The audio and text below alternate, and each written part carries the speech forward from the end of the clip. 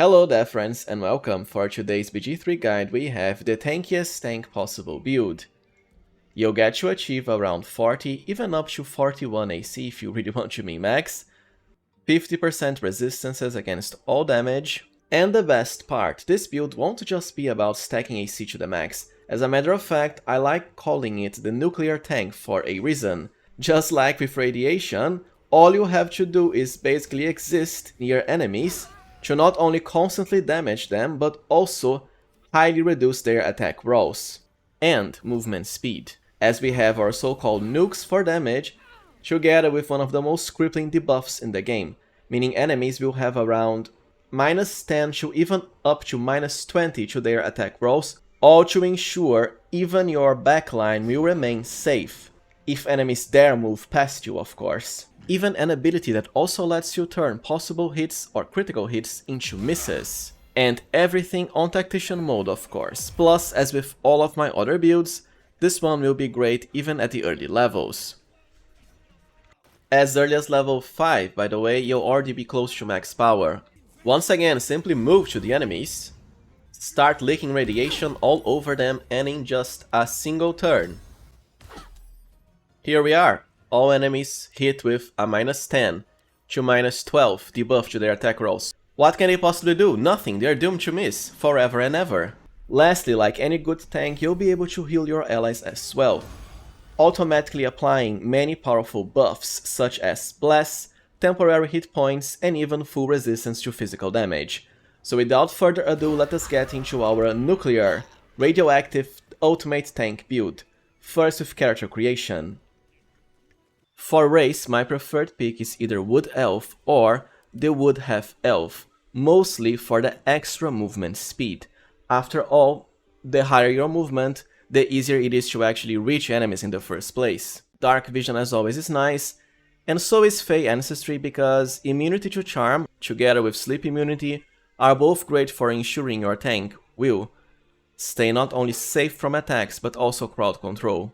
But honestly, later you can just be hasted 24/7, which means amazing movement regardless, so feel free to go with whatever you want, including Githyanki for Misty Step, once per long rest for a teleport, Half Orc for more critical damage as far as melee attacks, Zerial Tiefling for extra smites, and Halfling for not missing on a 1. For class, ideally the first level should definitely go into Cleric. Kinda similar to my previous Shadowheart tank build, except this one is pretty much a vastly improved variant of that, and yes, you can use it for your Shadowheart or any other party member you wanna tank with. Once again, we absolutely want the Light Domain for its extremely powerful Warding Flare ability. With this, as a reaction, whenever an enemy's attack was about to hit you, you can force them to roll the attack at disadvantage, which of course highly increases the chances of it missing. Great because, well, first you get it right at level 1. Second, because it helps you when you are at your weakest, the very early game. After all, it's going to take a while until you get all of the nice, great AC bonuses from gear. In any case, this build will still get quite a lot of powerful stuff as early as Act 1. As far as why not start with something like Paladin, for example, for heavy armor proficiency, honestly, because amusingly enough, medium armor is what we want. And the Light Cleric already has that, together with shield proficiency. The best armor for both AC and also our debuffing aura, well, they are medium, not heavy. We don't need it at all. And our debuffing attack armor is, well, Act 1 only, very easy to get. For any tank build I would definitely consider at least one level into Light Cleric. Warding Flare is that good. But like I said, you don't have to pick it right now at level 1, I just find it more efficient this way. For deity, pick whatever you want for role-playing purposes. I'll be going with Lathander, who is the god of the sun, so light and all that. When it comes to abilities, first assign a +2 to dexterity, dump your intelligence, also charisma. We want 17 dexterity at character creation. This way we have +1 from the Hag boss fight power up at chapter 1, and later 20 with ability score improvements when leveling up. And don't forget, by maxing your dexterity, your tank will also acquire the maximum initiative possible.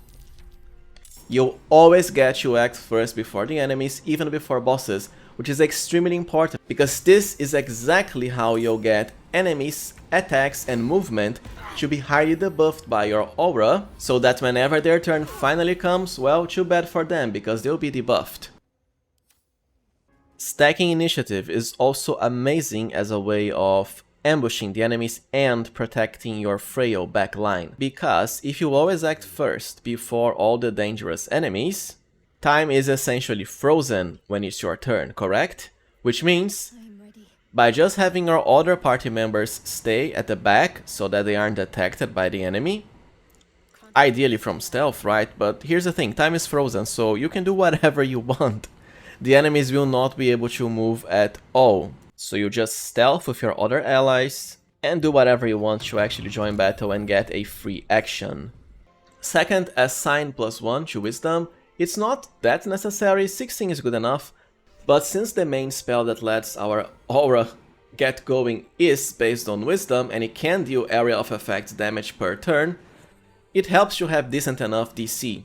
Right, so the enemies might fail, although the effects we want will work regardless of them failing or not, that is, movement speed and attack rolls reduction. For the remaining points, well, I just go with strength. For some extra carrying capacity, and that's it. You don't really need intelligence nor charisma. When it comes to skills, because we have decent enough wisdom and dexterity, I like insight, perception, which are the main wisdom skills, together with acrobatics, so that our tank character won't get pushed as much. The Wood Elf race already has stealth, which is okay, I mean it won't matter that much for us because we need to get close to the enemies. And for the other skills, just pick the background that complements what you want. I like Guild Artisan for insight for free, together with persuasion, and you can choose to specialize in medicine, and the other one is up to you, it won't matter that much. As far as spells, clerics always have all their spells available anyways, it's just a matter of preparing the ones you want. And please remember that I already have a best spells guide covering that in depth, you can check to the side here. For now, as always, let's keep it simple. You absolutely want Shield of Faith, for +2 AC, we are a tank after all, but later starting from level 5+, because it requires concentration, you might prefer to just spam Spirit Guardians instead, and leave Shield of Faith for another character. Protection from Evil and Good for extra defense against some enemies. Healing Ward, of course, your main source of healing because it's cast as a bonus action. You can even combine it with another spell in the same round. Blast is not necessary because you'll get gear as early as Act 1 that automatically casts this on allies whenever you heal them, including yourself. Guiding Bolt can help as far as ranged radiant damage because we have a lot of gear that debuffs the enemies when we deal radiant. And that's it. Now for the second level onwards, I'll be continuing the progression as a human, right? Just to show you, as always, anything goes. And there's two different paths you can take to progress this build now. First, remain a pure cleric until level 5, because that is when you get the highly powerful Spirit Guardians spell. Besides that, you can also multiclass right now into, let's say, Bard. With 3 levels of Bard and Source Bard, you'll get the Defensive Flourish ability, which increases your armor class by +4, a huge amount in BG3. Especially useful for the early game when you won't have as many sources of AC yet. You can even go with just 2 levels of Monk for the Patient Defense ability, also to increase your AC. So while you can go with other multiclassing combinations before that for, let's say, higher AC early, by level 5 respec into a full cleric, trust me. With that in mind, I'll keep my character as a pure cleric from now on. For the second level spells at level 3, Warding Bond of course is the must-have, because it only sets all of your resistances to 50% at basically no cost. It's just that this works on the ally you cast it on, right? So ideally you want someone to cast it on you instead as a tank. Just like with my Shadowheart build, you can just hire a mercenary, have them cast it on you on camp, and then go with your full party afterwards. Or you know, just have another party member cast it on you like Shadowheart. It even increases your AC and saving throws by +1. And besides that, 8 is the way to go for higher hit points party-wide, and anyone can benefit from that. Don't forget, Spiritual Weapon for a very powerful and quite tanky summon. By the way, the Light Cleric will also get Flaming Sphere, another summon you can use, but I'd rather Spiritual Weapon. Another benefit of remaining a full cleric until 5 is that we get to select our feat now. The first feat is extremely important. For once, we'll be going with Alert. That's right. With Alert, you'll have not only a +5 bonus to initiative, which is massive, together with Surprise Immunity. When you combine this with your already huge Dexterity bonus, you will always 100% of the time act before any enemy in the game. For another cantrip, just pick Sacred Flame. Now we are at level 5, and like I said before, be sure to fully respect into a Cleric at this point. Because of course it's when we get the extremely powerful Spirit Guardians spell. As a matter of fact, from this point onwards, you really just wanna be spamming Spirit Guardians on every single battle. It's that good. Amusingly enough, you can even summon Undead, but this is better when you have level 4 slots, so you can conjure 3 skeletons at once. From level 6 onwards, you have a few different choices. Getting level 6 Cleric as early as possible means not only an extra Channel Divinity charge for more light domain area of effect power uses per short rest, but also the highly useful improved Warding Flare ability. Now you can use your Warding Flare to also force enemies to attack allies at disadvantage. So you combine both the huge enemy party-wide debuff to attack rolls with disadvantage, assuming they somehow manage to attack your allies. And it only procs if the attack was going to hit the ally anyways. Because of how useful this is, I'd rather get it as early as possible. Level 7 onwards is when I would definitely multiclass. Look, it's not exactly necessary, because at this point you already have both your debuffing aura and AC at close to max power, so nothing is gonna hit you or allies anyways. The thing is, my previous Shadowheart tank build already went full Cleric, and I want something different this time for even more AC. Why? Well, just for min-maxing, because we can. But once again, it is not necessary. It is just for overkill AC, if you know what I mean. And for that, we want to multiclass with Bard. As I said, for the Swords Bard Defensive Flourish ability. Plus, Bard will also continue our spellcasting slot progression to the max. What this means is you still get to upscale your Spirit Guardian spell for more casts and more damage, plus the healing spells. Even something like Aid, which also benefits from higher spell levels. For the Bard cantrips, the ones outlined in yellow, well, it's because you already have them as a Cleric, so don't bother. Just go with Mage, Hand and Friends. And as far as spells, like I said, you'll mostly be using the Bard spell slots for more Cleric spells. I would simply pick utility spells here, Featherfall, Longstrider, Speak with Animals, Disguise Self, anything else you want. Any starting instrument too is just based on whatever you think looks and sounds cooler.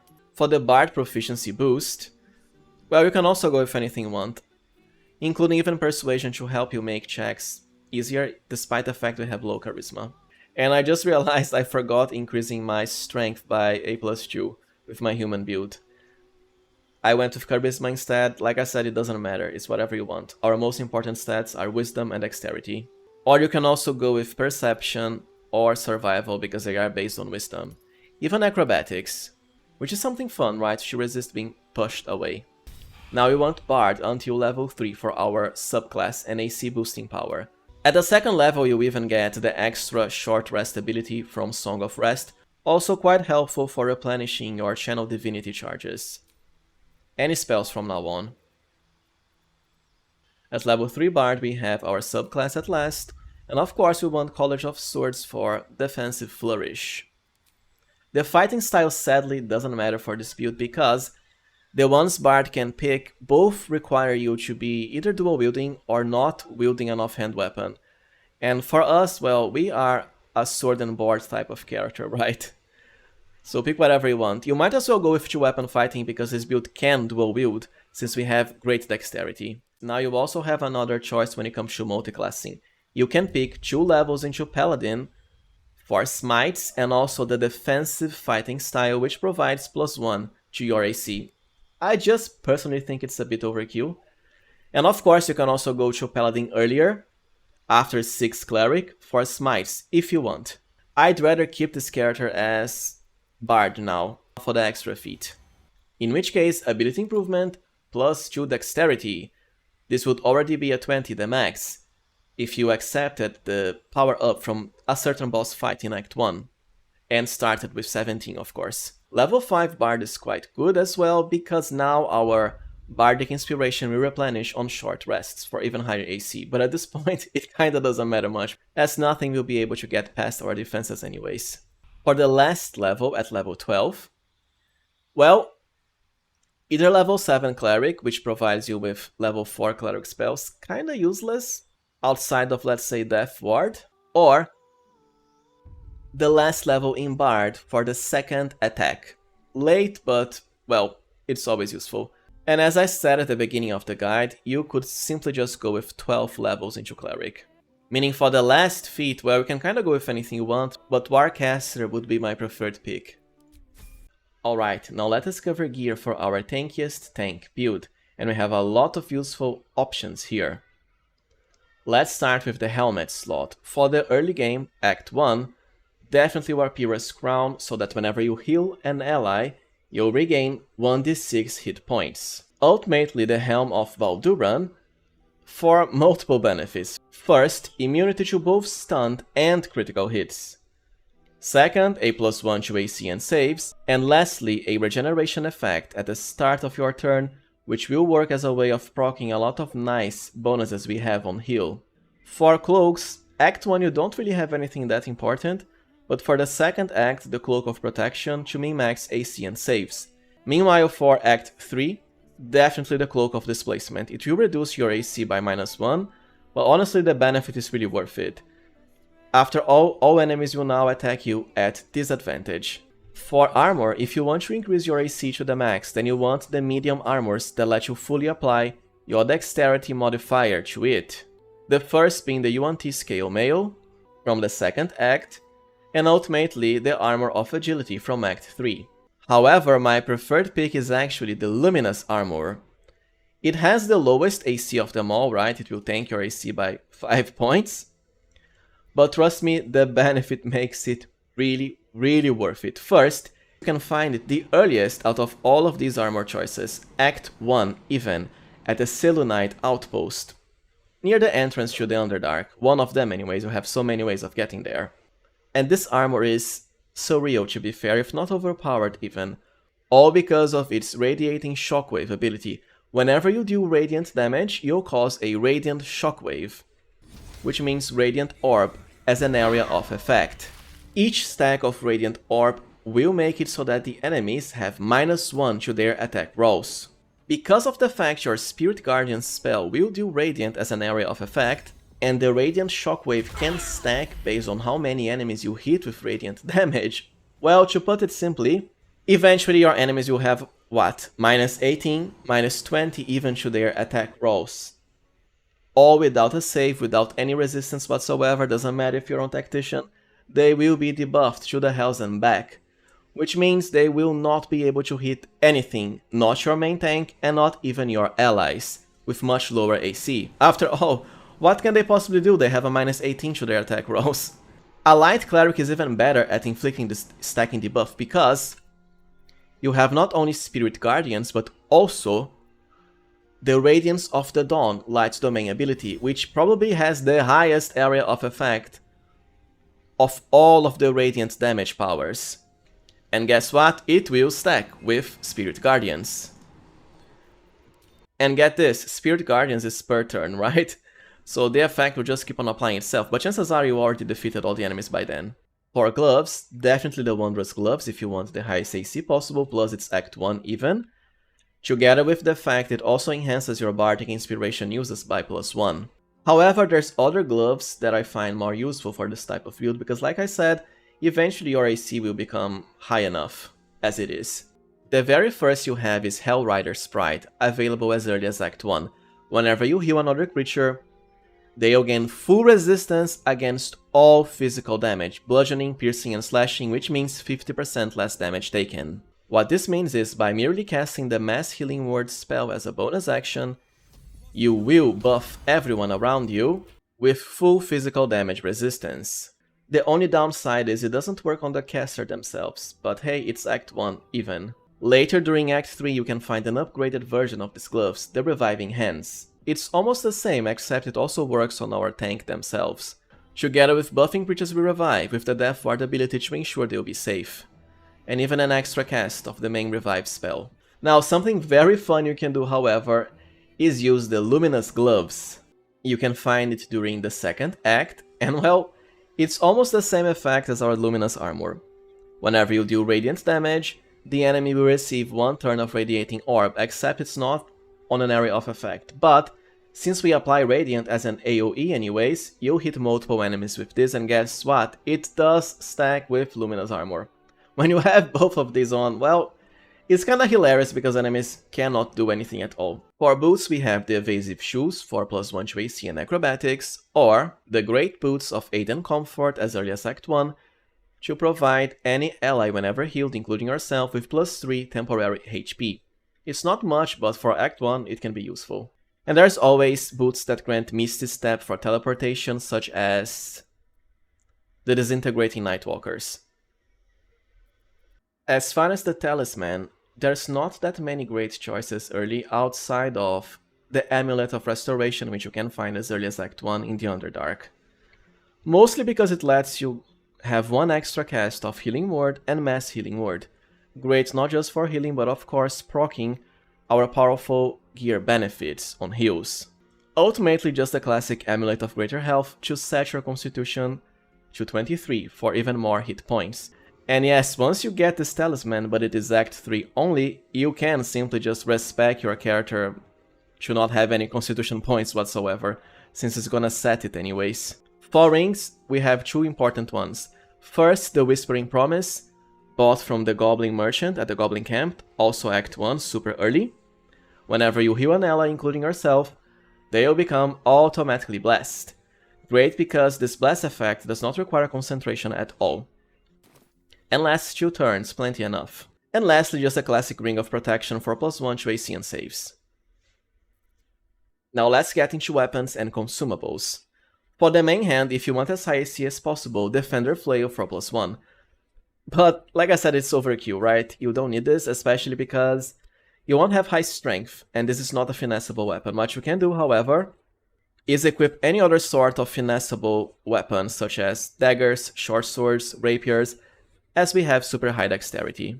Now you can also go with the weapons that automatically inflict radiant damage on hit, once you have your gloves and armor, of course, for even more radiating orb debuffs. The first one being the Shining Staver of Skulls as early as Act 1 in the Underdark, while ultimately for Act 3 you'll want the Sacred Star, Morning Star, which by the way has double the bonuses, right? Radiant on hit and also radiating orbs on strikes. You can always use the level 3 War Cleric or Paladin Crusader's Mantle spell in order to get even more radiant damage on hit. It's just that it will require concentration. Lastly, you don't really need to deal high damage with your weapon because you'll have super high area of effect potential anyways. As far as shields, early you want the ones that increase AC by +2 together with saving throw bonuses, and eventually you'll just upgrade them into the +3 variants. Viconia's Walking Fortress being my favorite of them all, but Act 3 only. Ranged weapons really don't matter for this build at all, you might as well save the dead shot for someone else that has loads of attacks for higher critical range. Just a classic Darkfire shortbow for haste if needed. And yes, because we have super high dexterity, you can go ranged. For example, if the enemy is too far, above you, or you don't have to tank and so on. As far as consumables, Bloodlust of course, if you want more actions, which can help, because this build won't have the highest attacks possible, we are more about tanking and debuffing. Temporary HP is also great. Meanwhile, the Peerless Focus Elixir will provide advantage on concentration saving throws, so your Spirit Guardian spell won't be disrupted. After all, we didn't really have the space for the feats that enhance your concentration checks, such as Resilient or Warcaster. Lastly, you can always rely on the Hill Giant or Cloud Giant elixirs to set your strength to either 21 or 27. This is only if you really want to go with a non-finessable weapon, right? For higher damage and attack chance. Well, so this was it for my tankiest tank build possible. If you found this guide useful, as always, please remember to like, subscribe, and consider becoming a channel member too if you can. I really appreciate your support. Thank you for watching and see you next time, friends.